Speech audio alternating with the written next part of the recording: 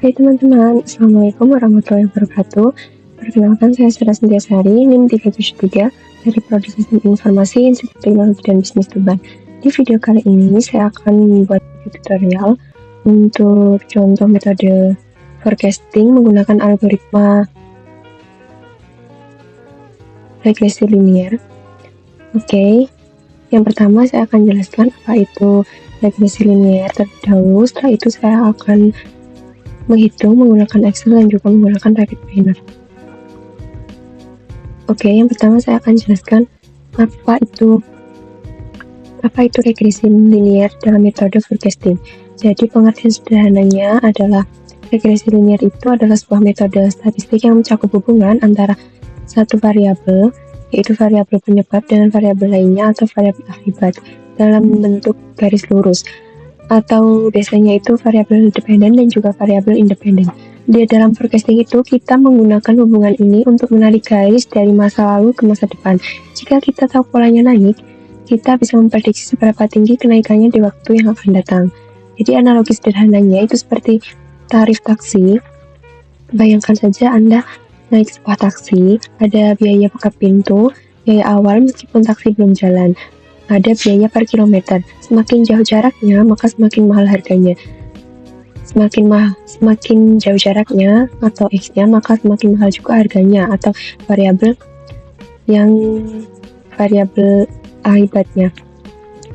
Hubungan ini membentuk garis lurus. Jika Anda tahu biaya per kilometer dan biaya buka pintu, Anda bisa meramalkan forecasting berapa biaya yang harus dibayar untuk perjalanan 50 km meskipun Anda belum pernah pergi sejauh itu. Oke, selanjutnya rumus regresi linear. Rumus utamanya adalah persamaan garis lurus, yaitu Y sama dengan A ditambah B kali X.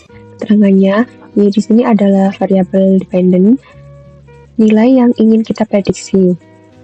Misalkan saja jumlah penjualan di bulan depan.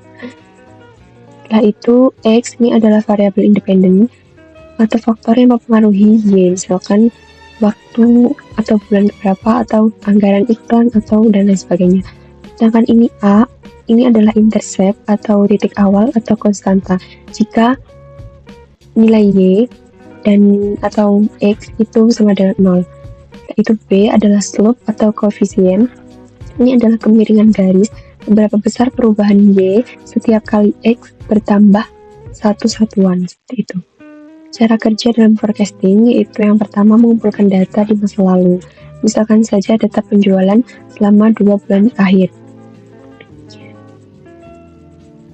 Setelah itu menggambar titik data. Itu memasukkan data tersebut ke dalam sebuah grafik atau scatter plot. Selanjutnya tarik garis terbalik. Algoritma akan menjadi garis paling adil yang berada di tengah-tengah semua titik data tersebut. Disebut line of best fit. Selanjutnya yaitu memprediksi, memasukkan angka waktu masa depan, misal bulan itu 13 di dalam rumus X untuk mendapatkan hasilnya yaitu berupa Y. Jadi secara garis besar, forecasting ini adalah sebuah metode peramalan di masa depan menggunakan data dari masa lalu, seperti itu.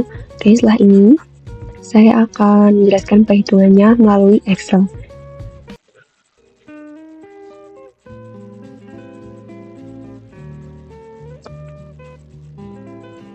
Oke, kita sudah berada dalam Excel. Di sini jadi saya mempunyai 12 data. Ini adalah data dari, misalkan saja data dari sebuah perusahaan. Di sini ada nomor 1 sampai 12, ada periode yaitu 2018 dari tanggal 1 sampai tanggal 12. Setelah itu ada variabel X1 yaitu promosi, variabel X2 distribusi, dan variabel X3 harga, serta variabel Y yaitu penjualan. Jadi di sini kita akan memprediksi penjualan di bulan 11 dan juga bulan 12 berdasarkan data yang ada dari bulan 1 sampai bulan 10. Oke, jadi yang pertama yang harus kita lakukan ini adalah membuat untuk deskripsi statistiknya. Ini sebenarnya tidak terlalu penting ya, tapi ini adalah deskripsi statistik di mana kita bisa mengetahui mean, minimum, maksimum, atau rata-rata, atau hasil penjumlahan dari semua data yang sudah kita masukkan ini. Caranya seperti apa? Yaitu caranya kita pergi ke ini, data, setelah itu data analis, setelah itu kita klik descriptive statistik, setelah itu input range, kita blok dari atas sampai ke bawah sini ya, sampai ke data yang ada nomor 10. Setelah itu di labels in first row, karena kita memasukkan semuanya, yaitu labelnya yang kita masukkan, jadi kita harus memberikan centang di label in first row. Setelah itu output range, ini adalah tempat di mana kita akan menaruh output atau hasil perhitungannya yang tadi. Misal saja kita mau taruh di sini, maka di output range ini kita klik seperti itu. Setelah itu kita OK. Karena saya sudah buat, jadi kali ini saya klik cancel. Tapi kalian yang belum buat, kalian harus klik OK ya. Setelah itu, setelah deskriptif statistik, ini sebenarnya nggak ada hubungannya dengan perhitungan, dia nggak akan masuk perhitungan, tetapi ini untuk mengetahui data-data yang ada dalam sini, jadi deskripsi dari data-data yang kita masukkan tadi.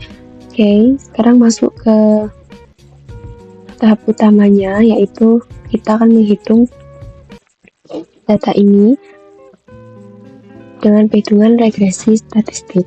Caranya sama seperti tadi, kita klik data analis, setelah itu kita cari regression.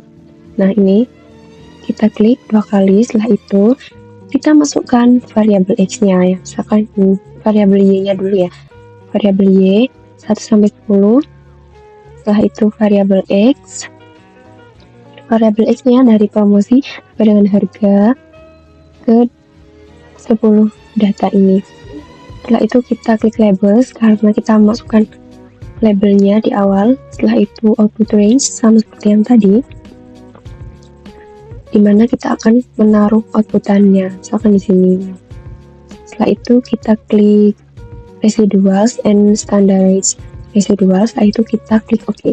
Karena saya sudah membuatnya, jadi saya klik cancel. Tapi kalian yang belum buat, kalian harus klik OK ya. Oke, cancel. Hasilnya akan keluar seperti ini.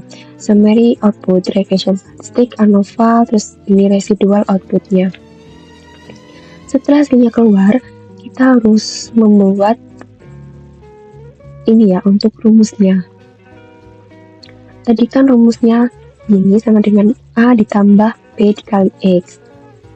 Nah ini A, di sini adalah intercept. Hasil intercept yaitu koefisien intercept, ini adalah A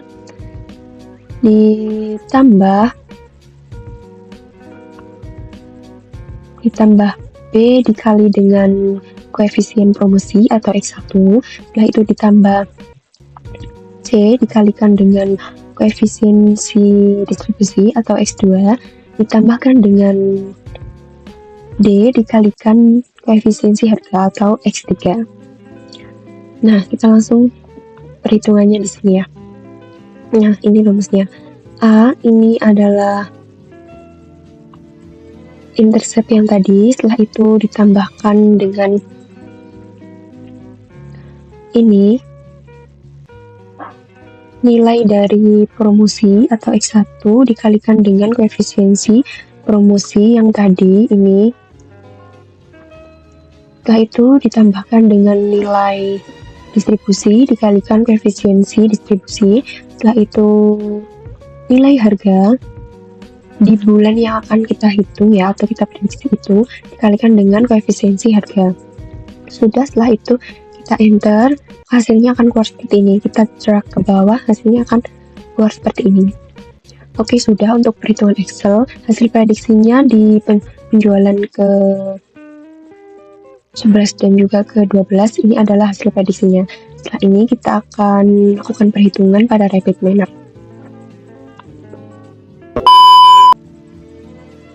Oke, jadi kita sudah berada dalam rapid manner. Langkah yang pertama yang harus kita lakukan adalah kita cari di operator namanya read Excel. Kita akan membaca data Excel kita. Setelah itu kita input configuration wizard. Kita cari data kita yang akan kita masukkan. Ini data linear regresi. Setelah itu kita next. Lalu kita masukkan ini data 1 sampai 10, data yang sudah kita ketahui seperti di awal ya. Data yang sudah kita ketahui dulu. Setelah itu next. Setelah itu kita ubah ini di penjualan atau di variabelnya. Kita ubah change rule. Ini kita jadikan lab. Setelah itu oke. Setelah itu finish. Setelah itu yang kedua kita cari di operator yaitu linear regression.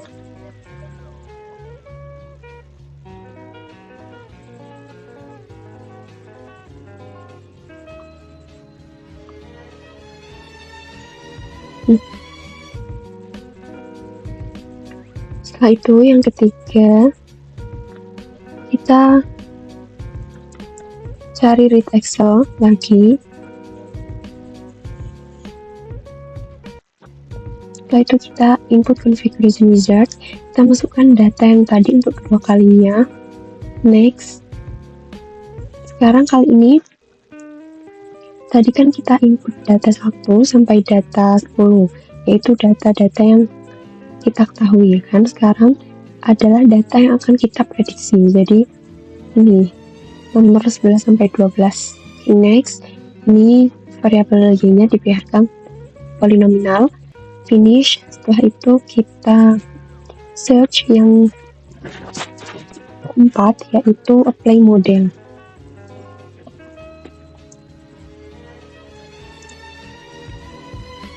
Apply model. Setelah itu kita hubungkan ini read Excel-nya. Setelah itu kita hubungkan ke output time-nya. Ini juga kita hubungkan ke output. Oke, setelah ini kita run. Nah, ini dia hasilnya, yaitu prediksinya nih. Prediksinya di bulan ke-11 dan 12 itu ini 66.868,618 dan yang ini 14.389.550. Ini adalah hasil prediksi di bulan ke-11 dan juga di bulan 12 berdasarkan variabel-variabel sudah kita ketahui di masa lalu, yaitu variabel promosi, distribusi, dan juga harga. Oke, itu saja sekian video tutorial dari saya untuk contoh metode forecasting menggunakan algoritma regresi linier. Kurang lebihnya saya mohon maaf. Assalamualaikum warahmatullahi wabarakatuh.